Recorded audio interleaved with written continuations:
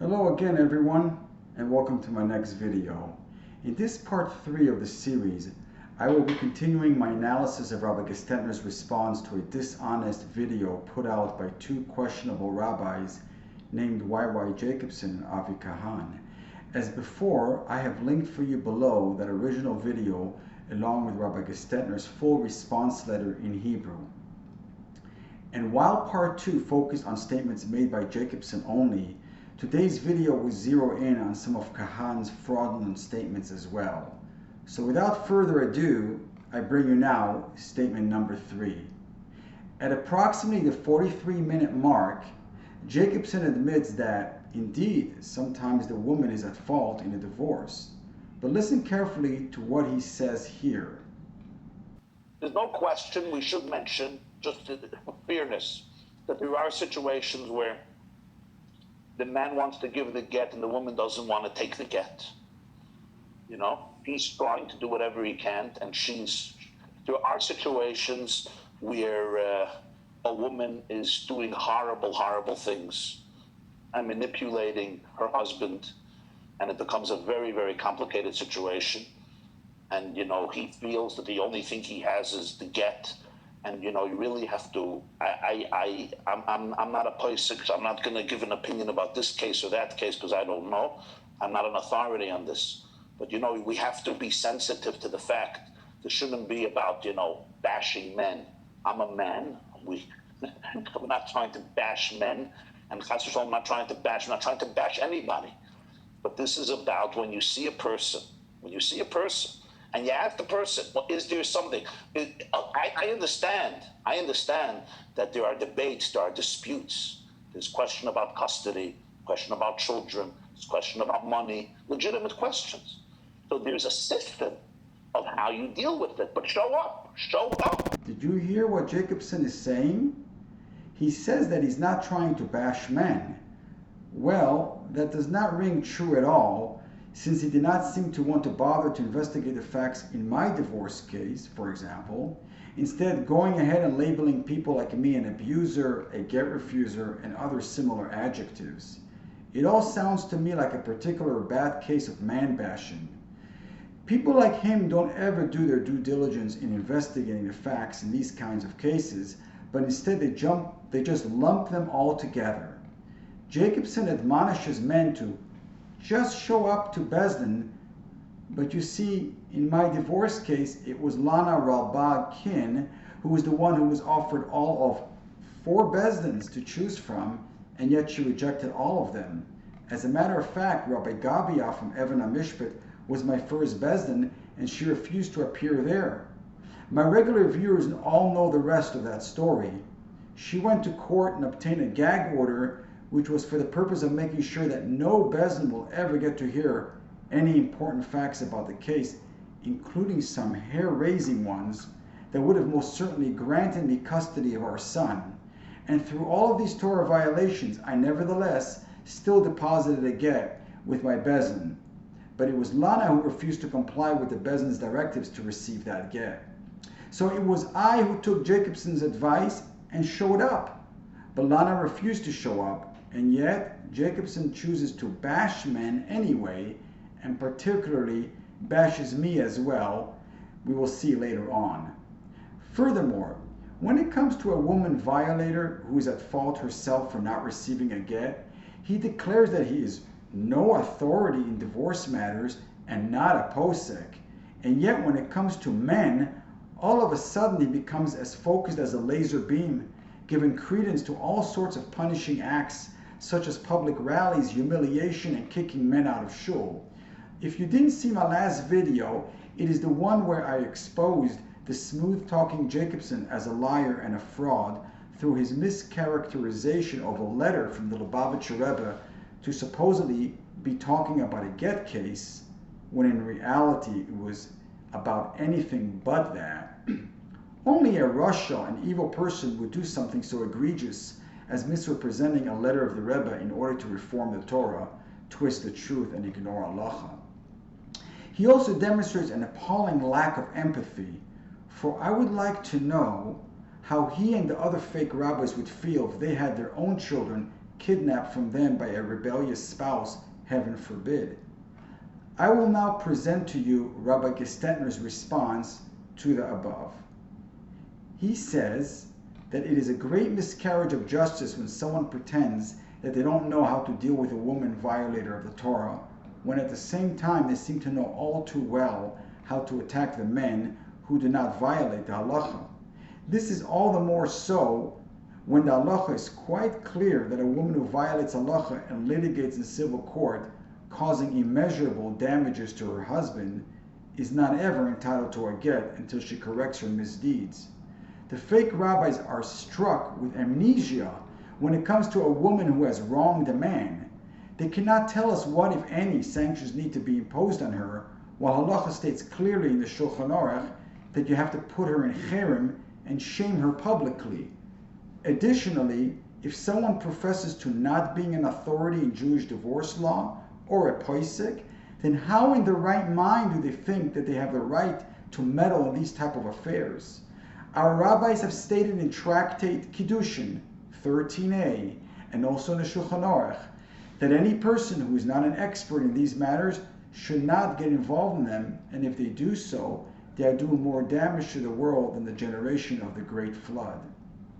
Even so, Jacobson chooses to ignore the dictates of these holy sages, going ahead and encouraging the forbidden shaming of men in public, which inevitably leads to the grave sins of Eishes Ish and Mamzerim, sins which come with serious ramifications in the afterlife.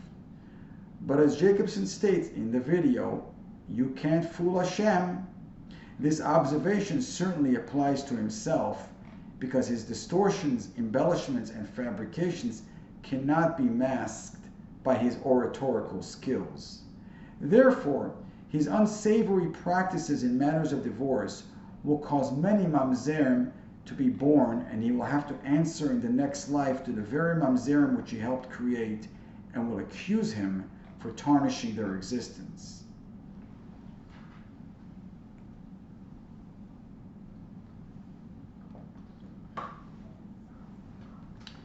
For statement number 4, we will now be shifting our attention to Avi Kahan. At approximately 49 minutes in the video, Kahan says this. There is a dispute in Ishus if the case that we're only going to Bezdin is about divorce, nothing else. Not child custody, not child support, not alimony, nothing else. We're only going to Bezdin about the get. There is opinions, many opinions, the majority opinions that the lady gets to pick the Bezdin in that. Rabbi Gestetner's response: this is an example of a blatant liar. That is because not only is Kahan lying by asserting that the majority of opinions hold of this halacha, it is much worse than that. Not even one posek ever said this statement. Seriously, Kahan? You don't even bother to cite any sources for this pronouncement because you know that the sources do not exist. The fact is that even when a man is a plaintiff in requesting a get, we have 17 poskim who rule that she has to follow his bezdin versus 19 poskim that rule that he follows to her bezdin. Yet, even those 19 poskim who rules that he follows her, 10 of them are not even dealing with a case of moredis, but are dealing with a case where a man wishes to divorce his wife due to her physical blemishes. But in a case where the woman is a moredis, there is 27 poskim against 9 who rule that the woman goes to the man's bezdin. But in a case where the woman is the plaintiff asking for the get, as we see is the majority of the cases today, and to which Kahan refers to, there isn't even one posek who declares that you must follow the woman's bezdin. It is here where you see the obvious lie that Kahan states. Rabbi Gestetner openly challenges Kahan to please show proof of a citation where the man must follow her to her bezdin when she is the plaintiff. Yet he has the audacity to lie and state that the majority poskim say so. Chazal state, Ein choite niskar, we never reward the violators of halacha. So whatever Kahan quotes is not only factually wrong, but not applicable at all with a moredis violator of halacha. Statement number 5. At approximately the 49 minute 35-second mark in the video, Kahan says the following. Not to show up. There are those who say that the Shulchan Aruch says that those who go to court are not allowed to have to go to Beis Din. There is no such Shulchan Aruch. There's a Ramah that discusses and brings down two opinions. If somebody wins the case, someone opens up a case in court and loses, could he reopen that case in Beis Din after? There is no halacha and no source that says if someone opened up a case about child support, they're not allowed to go to the case.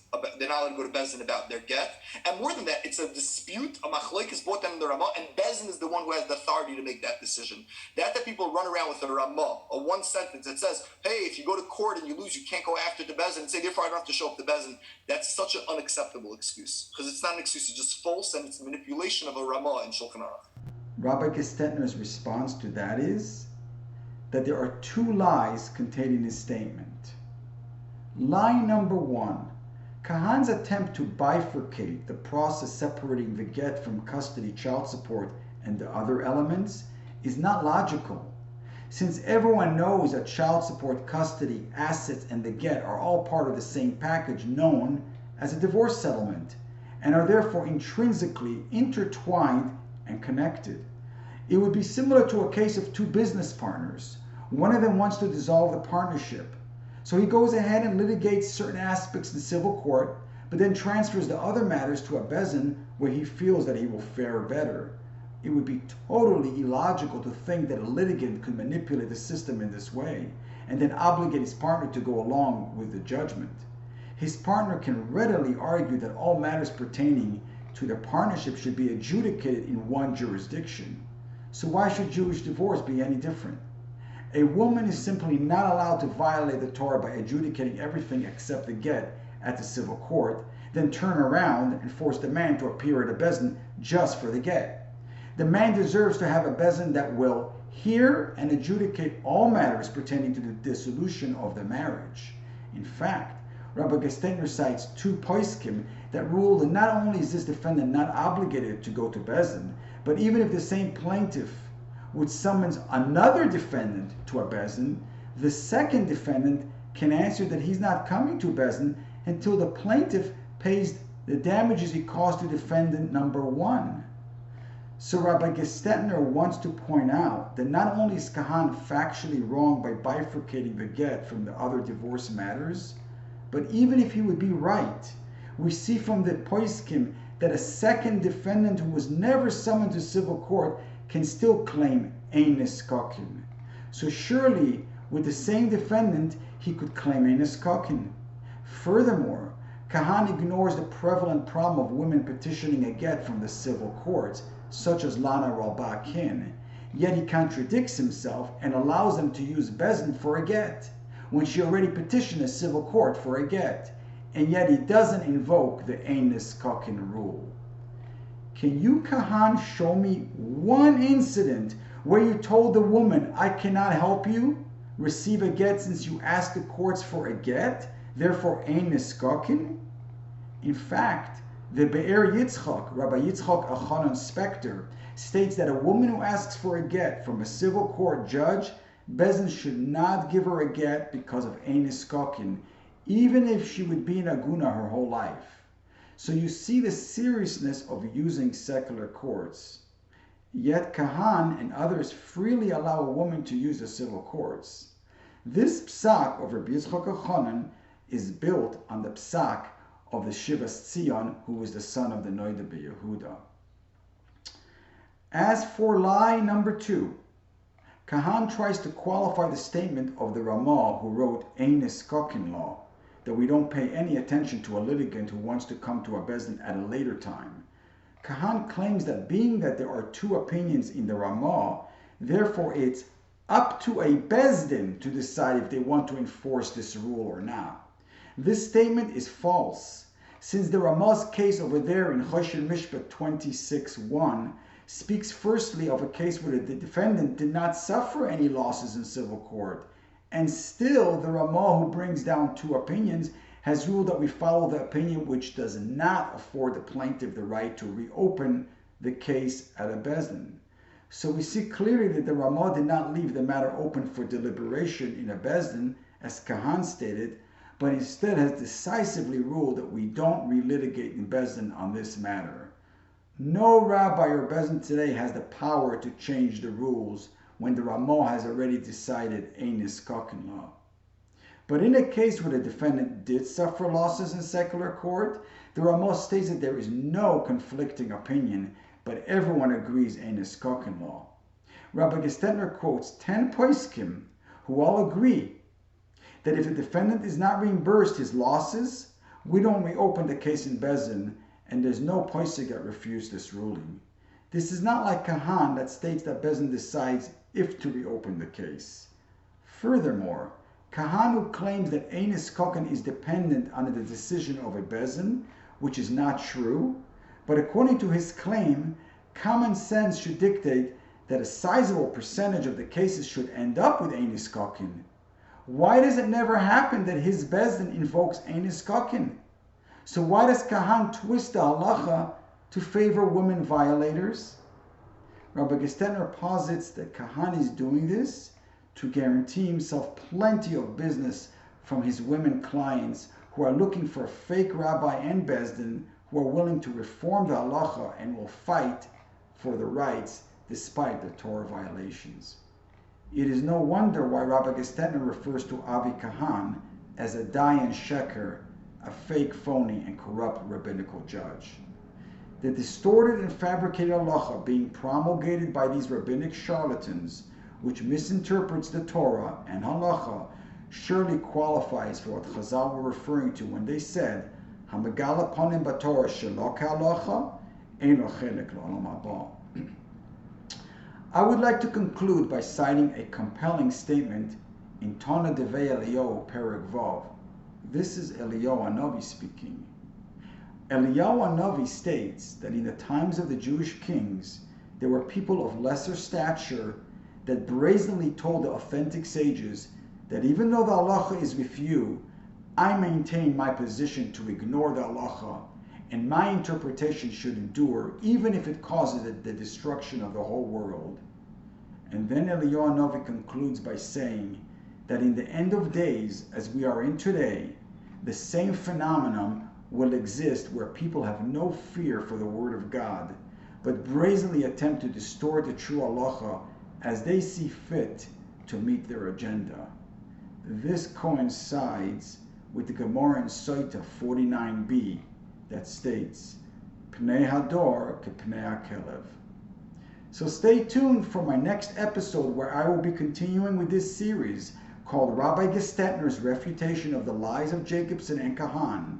As always, thank you for watching and see you all in the next video.